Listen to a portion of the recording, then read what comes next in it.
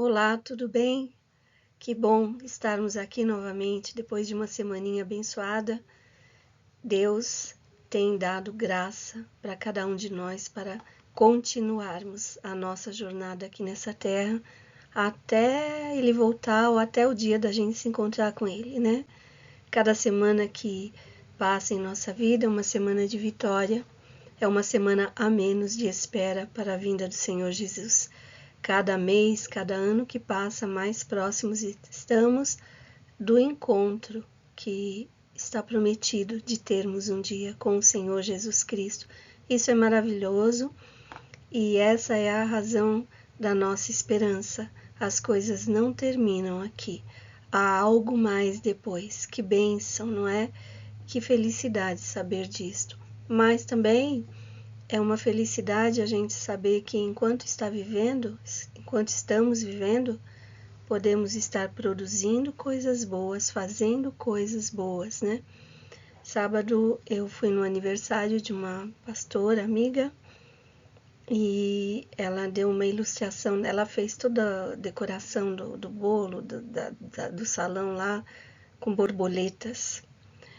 E ela falou, ela tá passando por uma fase, né? Na verdade, ela é uma cliente minha, uma paciente, e aí ela está passando por uma fase de transformação, né? E a borboleta é um símbolo de transformação. Mas uma coisa bonita que ela disse foi sobre o casulo, que às vezes a gente entra em alguns casulos, a gente passa por casulos, e a partir daquele casulo, quando você sai dele, você tem que deixar esse casulo para trás. É um novo, né? Não é ficar remoendo mais coisas do passado. O casulo foi necessário, ali você conseguiu nutrientes, ali seu corpo foi desenvolvido, né? São nas provações diárias que nosso caráter é trabalhado, nós nos aproximamos de Deus e a nossa fé é provada e fortalecida. E ali desse casulo de provações que a gente passa, a gente sai fortalecido e podendo voar com asas fortes, né?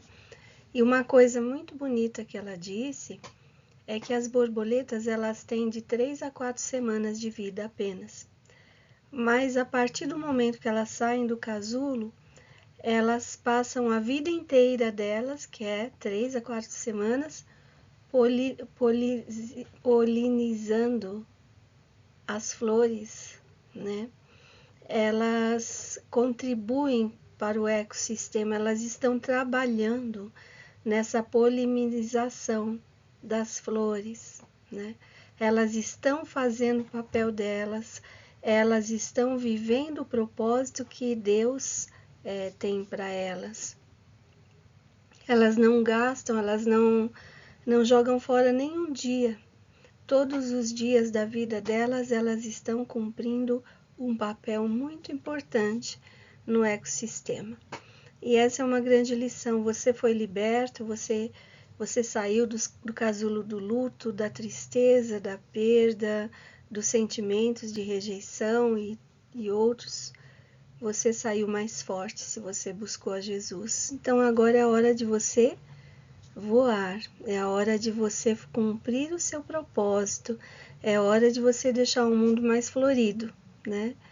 E eu achei muito bonita essa ilustração, por isso estou compartilhando com você aqui hoje. Não sei o que você está vivendo, mas esta é uma palavra de incentivo. Continue. O casulo, um lugar escuro, solitário, porém ali tinha os nutrientes que você precisava para desenvolver-se. Ali os seus músculos se fortaleceram, os seus músculos da fé se fortaleceram. Então, quando você sai de lá, se você está nesse casulo, eu digo para você, é só um tempo. O casulo na vida de uma borboleta é só uma fração de tempo para ela acabar de ser formada, né? Aliás, toda pessoa que passa por um casulo nunca mais é o mesmo. A lagarta estava lá, depois do casulo ela virou a borboleta, né? Nunca mais você vai ser a mesma pessoa se você está passando por uma provação ou uma grande tristeza, uma dificuldade, você vai sair de lá completamente transformado se você invocar o nome do Senhor, se você se entregar completamente ao Senhor Jesus Cristo. Nada do que acontece ou aconteceu na sua vida passou desapercebido para Deus. Tudo o que aconteceu, o Senhor estava ali presente, o Senhor permitiu e tem as razões dele, ele é soberano, né? Mas o importante é você crer no amor dele. E faça uma coisa boa com a vida nova que ele te deu. Depois do casulo vem uma vida nova. Então, vamos lá fazer o nosso papel. Nem sei se eu falei a palavra certa, né? Polinizar. Vocês entenderam, né? Que as borboletas ficam beijando as flores e o pólen vai para cá, vai para lá, e aí acontece uma porção de coisa na natureza, né? É a função delas, é o propósito dela. O propósito também das borboletas é trazer alegria. Elas são coloridas, são bonitas, são divertidas. A gente sorri quando vê borboletas, né? Assim, automaticamente. Então, é uma forma também, uma função delas. E talvez Deus tenha esse propósito para a sua vida, trazer colorido e alegria no lugar onde você está. E se você está vivendo uma tristeza profunda, o Senhor está trocando suas vestes e você vai ter vestes coloridas de alegria. E aonde você entrar, onde você estiver, o ambiente vai mudar por causa da alegria que está impregnada no seu espírito, na sua alma. Eu sou a pastora Ana Ribeiro, dando continuidade à série Batalha Espiritual. Estamos no episódio 36, baseando esses últimos episódios, daqui até o final da série, é uma meditação do livro de Josué.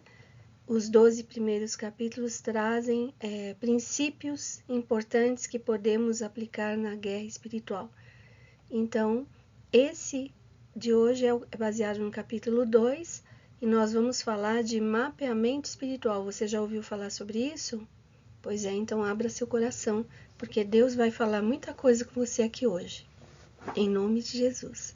Fecha seus olhos, vamos falar com o Pai. Senhor, eu te louvo por esse meu irmão, essa minha irmã, esse meu amigo, essa minha amiga que separou esse momento para ouvir a tua palavra. Ó Deus, em nome de Jesus, derrama a tua unção nesse estudo. Derrama o teu sobrenatural que vá muito além do intelectual. E eu clamo ao Senhor, Pai, que essa pessoa ouça o teu Espírito naquilo que ela precisa ouvir, Senhor. E faça, Senhor, as transformações que forem necessárias. Senhor, eu peço a Ti que o Senhor toma conta aqui da gravação, dos equipamentos, da transmissão e do recebimento dessa palavra. E que haja muito milagre e muita transformação na vida de cada um. Em nome de Jesus. Amém, Senhor. Amém. Vamos lá.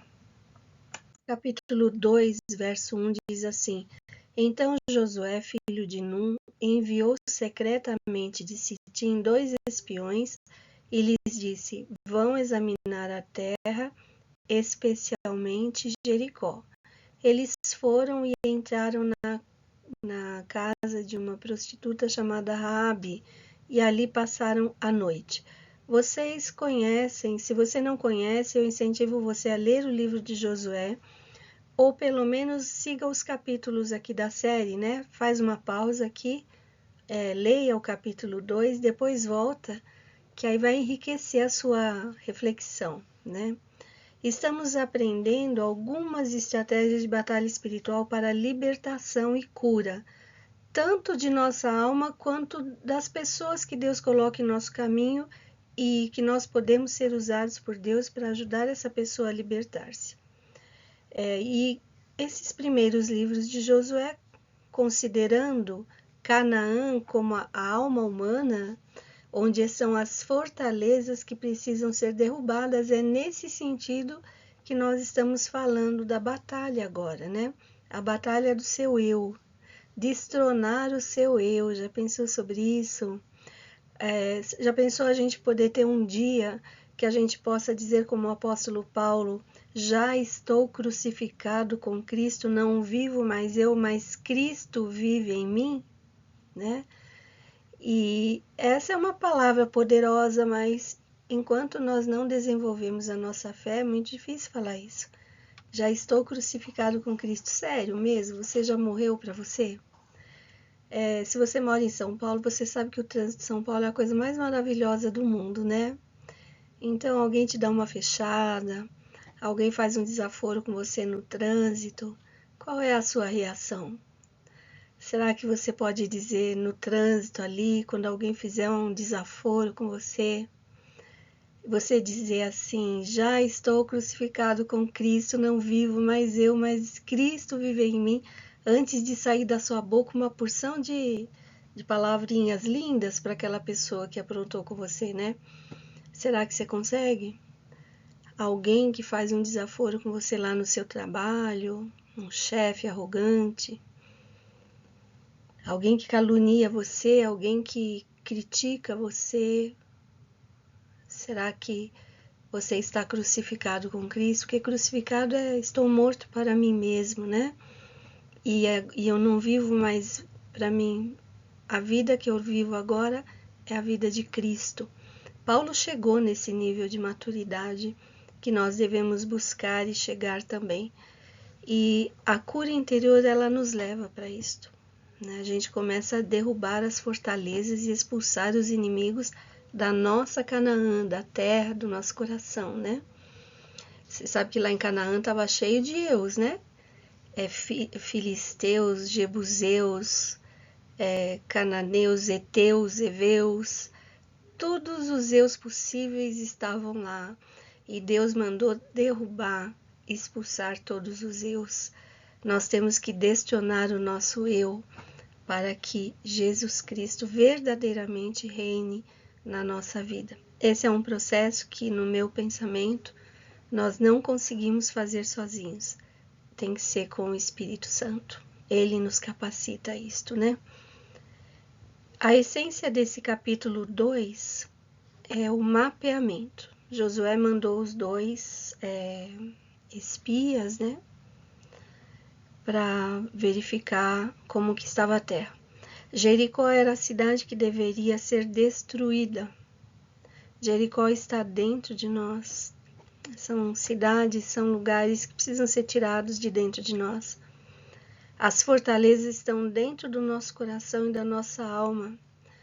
O mapeamento aqui é descrito por duas ações, né? Josué mandou que eles andassem e observassem. Andar nos lugares machucados da sua alma, observar os detalhes, ou seja, valorizar a sua história. Afinal, é isso que você tem, é a sua história, por pior que tenha sido, é a sua história. Valorize todas as experiências, valorize as pessoas que fizeram parte da sua história, né? Observe os detalhes. Caminhe, ande nos lugares machucados da sua alma. Isso não é tão simples assim não, né? Nós precisamos da sensibilidade do Espírito Santo, ouvir o Espírito Santo, avaliar o que tem na terra, o que está aí na sua alma. Reflexos do seu comportamento mostram coisas que estão escondidas na sua alma. Às vezes dores profundas, inclusive, né? E nos arredores, no nosso relacionamento com as pessoas. Saber distinguir o que é seu e o que é do outro. Aliviar suas bagagens. Então, tem pessoas que pegam a bagagem própria, mas também quer carregar a do outro, né? A do marido, a do filho, a da mãe, a do pai. Às vezes você está repetindo comportamentos próprios dos seus pais, ou da sua mãe, ou do seu pai. É deles, deixa com eles aquilo que é deles. A história do seu pai e da sua mãe é deles. Você vai construir a sua história, não precisa repetir o script. E às vezes estamos aprisionados nesse script de uma forma oposta, mas é uma prisão da mesma maneira. alguns repetem. Então, o pai não era responsável, o pai era autoritário e ele acaba repetindo o padrão de autoritarismo lá com os filhos, né? Outros estão presos também na dor que aquele pai promoveu, que aquela mãe promoveu. Mas eles falam, aí a pessoa fala assim, nunca eu vou fazer tal coisa, nunca serei igual ao meu pai. Então, dando esse exemplo, o pai era muito autoritário, isso machucava muito a gente, eu ficou comprometida a minha identidade, minha espontaneidade por conta do autoritarismo dele. Então eu nunca, nunca, nunca vou ser como ele, eu vou criar meus filhos completamente diferente. Aí você vai para outra linha, né, para outro ponto oposto, e você passa a ser um pai permissivo, um pai que não coloca limites nos filhos, porque, não suporto ser autoritário, eu vou ser o oposto do que meu pai foi. Está aprisionado da mesma maneira na dor que você sofreu. E é essa dor que o Senhor quer que você leve para a cruz de Cristo, né? Você não precisa ser igual nem o oposto, você precisa ser você. E você precisa aprender com o que é bom, né? Examine como as coisas boas que você aprendeu com seus pais e tudo bem, mas retenha o que é bom, né? Retenha o que é bom e deixa para lá aquilo que não é bom. E eu vou ser eu mesmo, eu vou viver de acordo com o que eu acho e que creio que é o correto, né? Aprenda com Jesus, aprenda com as suas experiências também, né?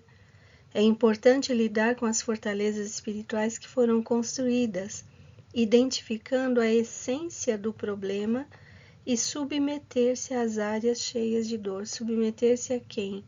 Ao Senhor, ao tratamento de Deus, e muitas vezes esse tratamento será necessário alguém te auxiliando, você sozinho não vai chegar lá.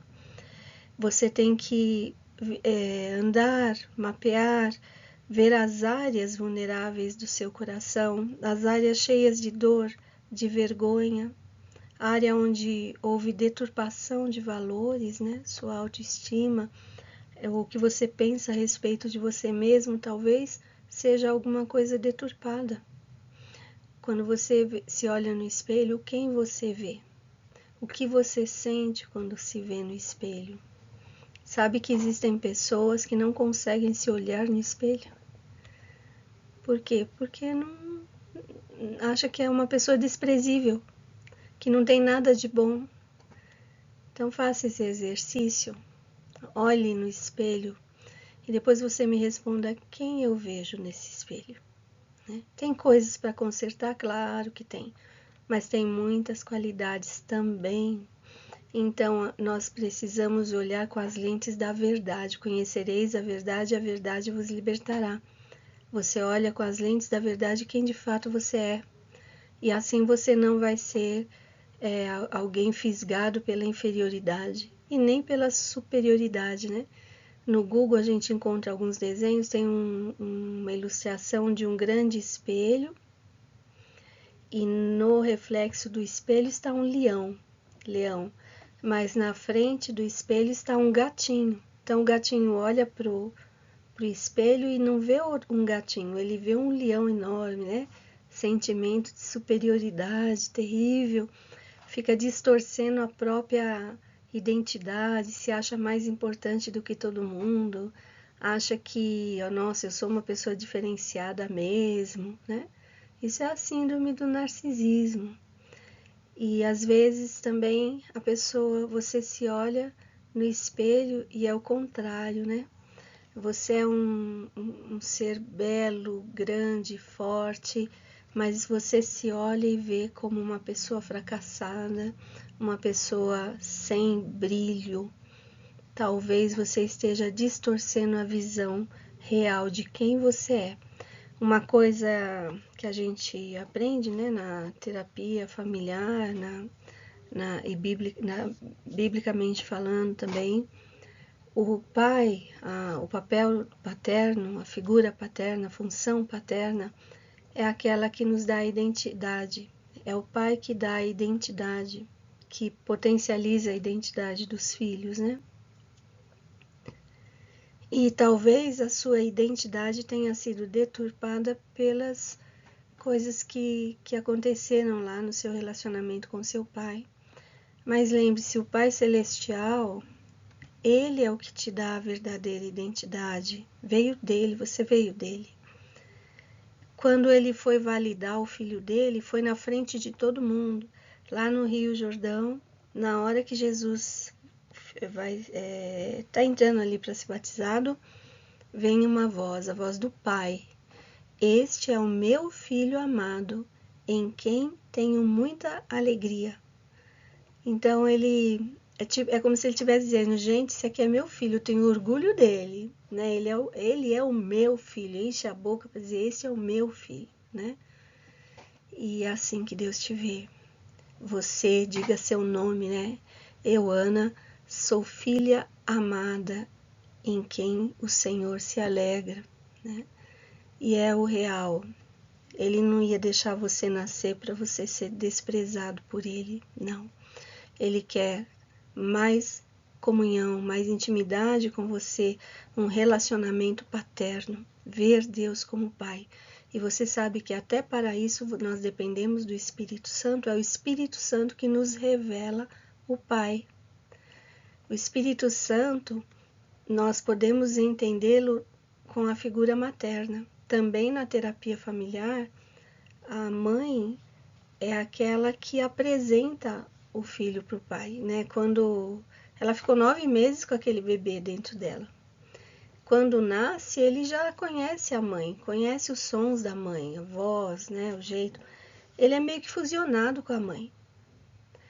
É a mãe que pega essa criança e põe nas mãos do pai, fala, esse aqui é seu pai, né? A mãe que socializa.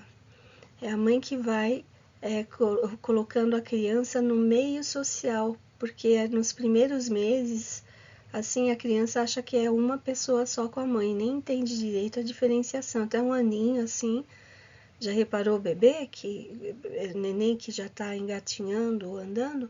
Aonde a mãe vai, ele parece uma formiguinha atrás. Ele não fica sem a mãe por perto, né?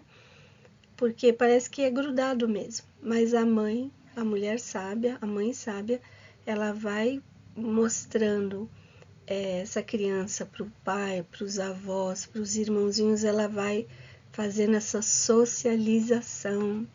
Então, naquele momento, Deus Pai vem e afirma, valida o filho dele. E o Espírito Santo vem sobre ele e socializa, né? Vem o Espírito Santo sobre Jesus e a partir daí ele sai de lá e ele passa lá o período a sós com ele, com Deus, mas depois ele vai procurar os seus discípulos, né? O Espírito Santo, meu filho agora vai arrumar os seus amigos, vai arrumar a sua equipe. É lindo isso, né? E quando temos problemas com pai e com mãe, acontecem problemas nessas áreas, né? Falta de identidade, falta de direcionamento. Quando é problema com a mãe, falta de comunicação. Pessoas que tiveram sérios problemas com a mãe têm dificuldades de comunicação, a maioria. Acontece esse tipo de coisa. Isolamento, mais dificuldade de se socializar, porque é a mãe que ajuda a desenvolver isto, né? Mas espera um pouquinho que hoje eu tô meio que prosélita aqui, né? Eu tô indo embora nos assuntos aqui, deixa eu voltar aqui. Esses assuntos aí é de quando a gente fizer a série sobre família. Que eu acho até que já fiz uma série sobre família, tá lá no canal. E falo sobre essas coisas. Bom, é importante lidar com as fortalezas espirituais que foram construídas, identificando a essência do problema e submeter-se ao processo de cura. O mapeamento vai mostrar as áreas vulneráveis e as áreas cheias de dor, vergonha, áreas onde houve deturpação de valores também. Daí começar um processo de restauração da identidade. Veja a palavra que eu usei, processo, tá? Então, não é automático, não é rapidinho, não. É um processo. e você não pode desistir no meio do caminho. A terra de Canaã está sendo prometida para você. Os inimigos vão sair de lá, é uma terra que mana leite e mel, né?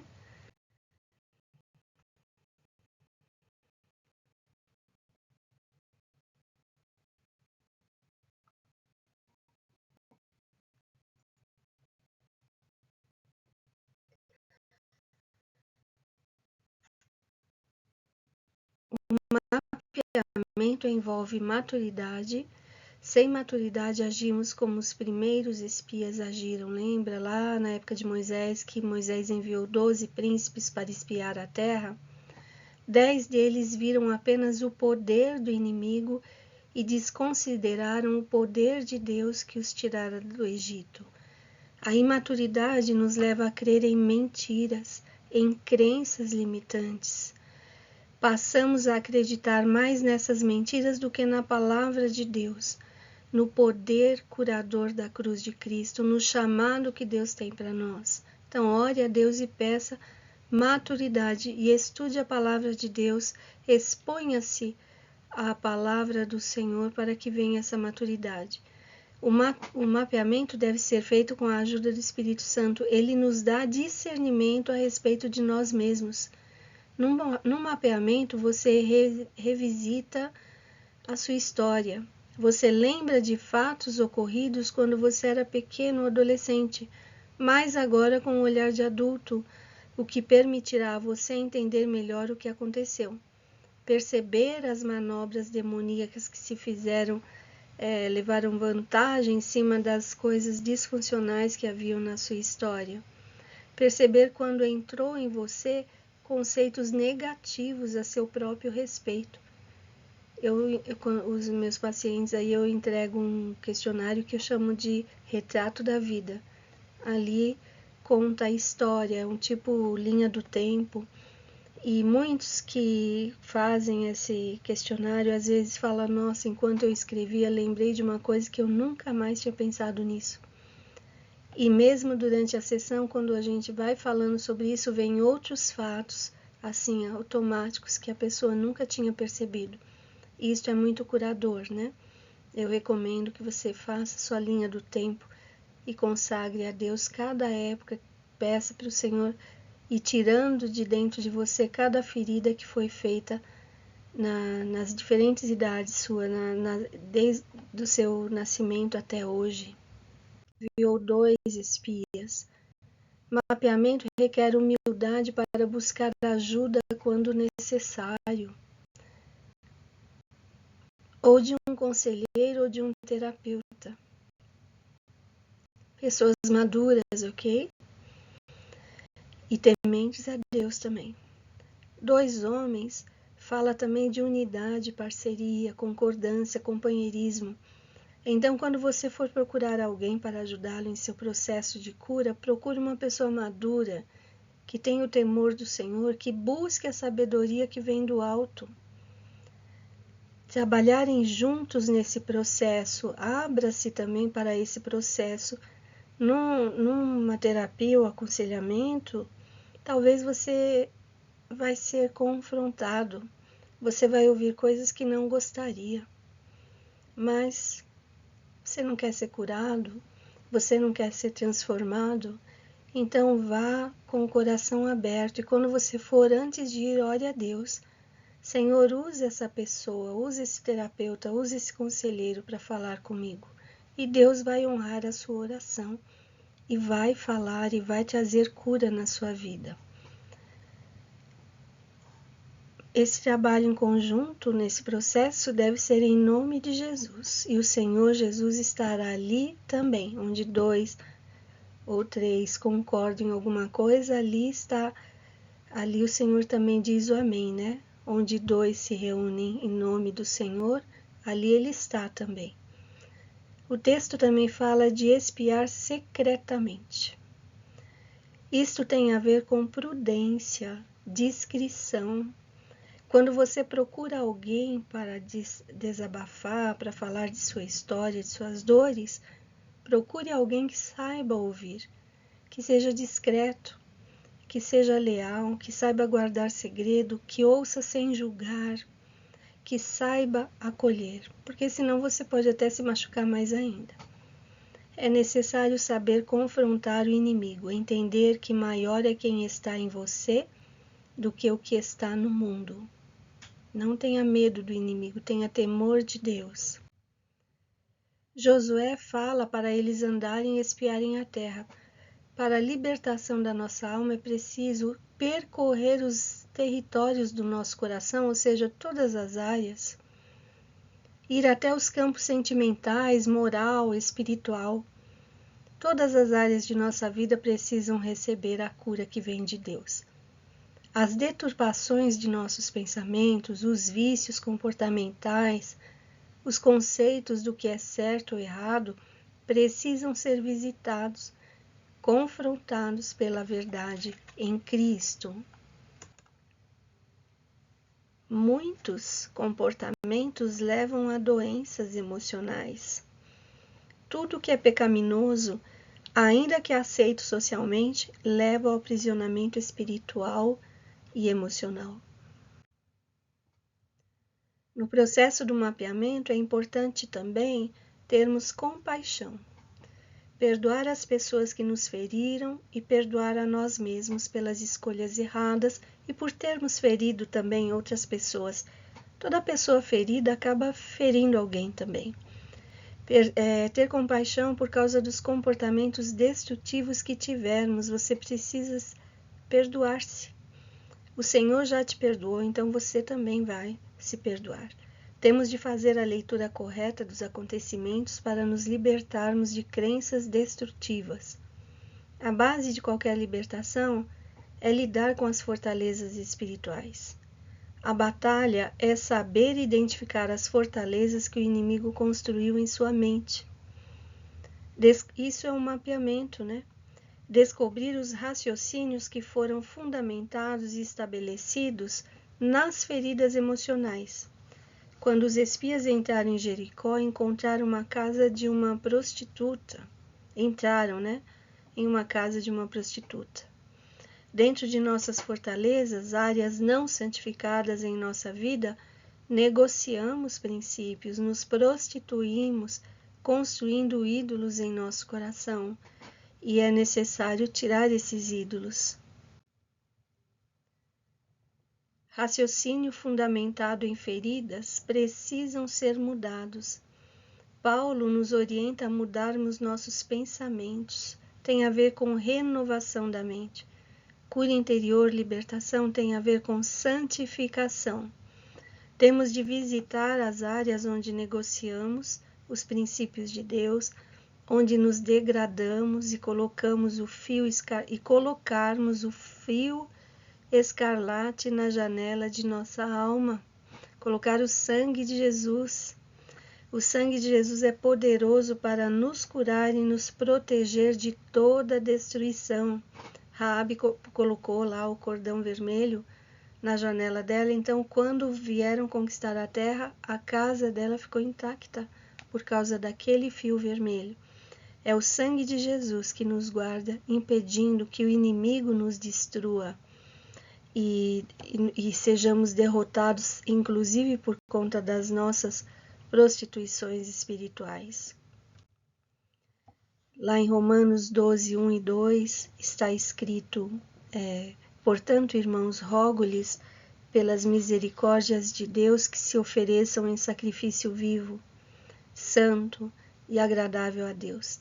Este é o culto racional de vocês. Não se amoldem ao padrão deste mundo, mas transformem-se pela renovação da sua mente, para que sejam capazes de experimentar e comprovar a boa, agradável e perfeita vontade de Deus. Amém, irmãos? Então, mapeou o que está dentro do seu coração, aquilo que não está bom, você vai buscar a renovação da sua mente, para você experimentar a perfeita, agradável e boa vontade de Deus, né? Para que você experimente a delícia da terra prometida que Deus tem para você, a vida abundante. Renovação da mente. Todos os dias. É um processo, não é mágico, requer um posicionamento de nós, requer o desejo de mudar, requer a busca do Espírito Santo e requer conhecer a palavra do Senhor, porque lá estão os conceitos que vão nos levar à alegria, a alegria da salvação, a alegria de viver aqui nessa terra e a alegria eterna. E é esse o meu desejo para você, ok? Ficamos por aqui hoje. E o que você achou desse estudo? Foi bom para você? Vai ser bom para alguém também que você vai compartilhar. Compartilhe com o máximo de pessoas, incentive as pessoas a se inscreverem no canal, a darem o like, fazerem comentários. E isso vai ser muito bom, porque a palavra de Deus vai sendo disseminada para maior número de pessoas, né? E Deus te abençoe. Até a próxima semana, com Jesus sempre. Beijo no coração.